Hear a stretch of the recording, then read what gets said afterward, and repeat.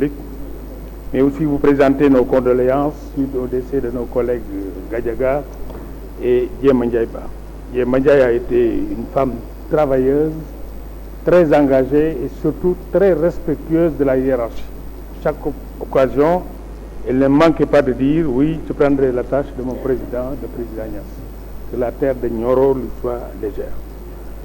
Je voudrais, Monsieur le ministre, vous féliciter pour les avancées, la présentation du projet, qui sera certainement voté à l'unanimité comme en commission.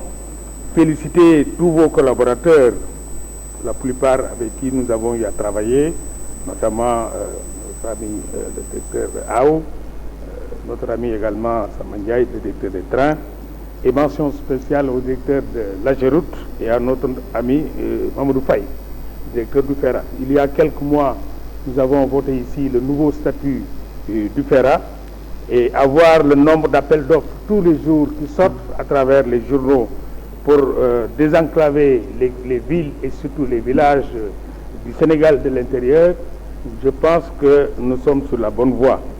Un Sénégal émergent passera forcément par le désenclavement des villes et des villages et également des zones de production. Nous voulons aller vers l'autosuffisance.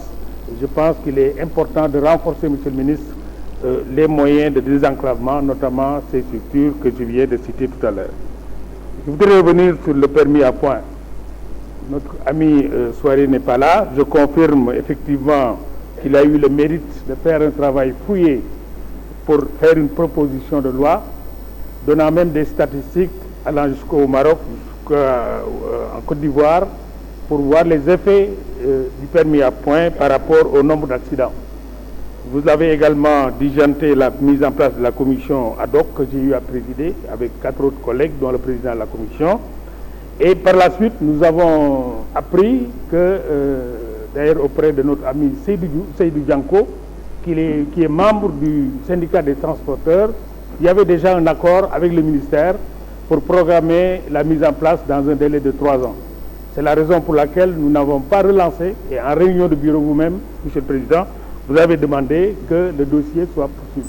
Donc il n'y a pas eu de négligence, parce qu'il y a eu un accord déjà existant entre le ministère et les syndicats. Et la meilleure loi, c'est la loi qui est acceptée de part et d'autre. Je pense que c'est la raison pour laquelle notre collègue, il ne faut pas qu'il ait l'impression que l'Assemblée n'a pas travaillé ou a négligé le dossier. Je voudrais également, sur un autre chapitre, en ce qui concerne la protection surtout des écoles. Vous avez parlé dans le projet, Monsieur le ministre, de ralentisseurs. Non, vous avez parlé de comment faire pour réduire le nombre d'accidents au niveau des écoles. Je pense que le meilleur moyen, c'est de généraliser les ralentisseurs au niveau des écoles. Passer une convention, que l'AGETIP puisse passer convention avec les collectivités ou autres, mais que pour l'ensemble des écoles traversées, qu'il y ait des ralentisseurs, ce qu'on appelle les dodanes. Sinon, c'est les populations qui les font à leur guise, et très souvent, c'est encore source d'accidents parce que c'est très mal fait. Je pense qu'il y a là une source de réflexion pour que nous puissions véritablement avoir un programme national pour la mise en place des ralentisseurs. Monsieur le ministre, je voudrais vous féliciter, vous encourager et dire que vous êtes sur la bonne voie. Vous avez un département important et nous souhaitons que vous puissiez avoir les moyens de votre politique. Je vous remercie. Merci, honorable collègue. La parole est à notre collègue Théodore.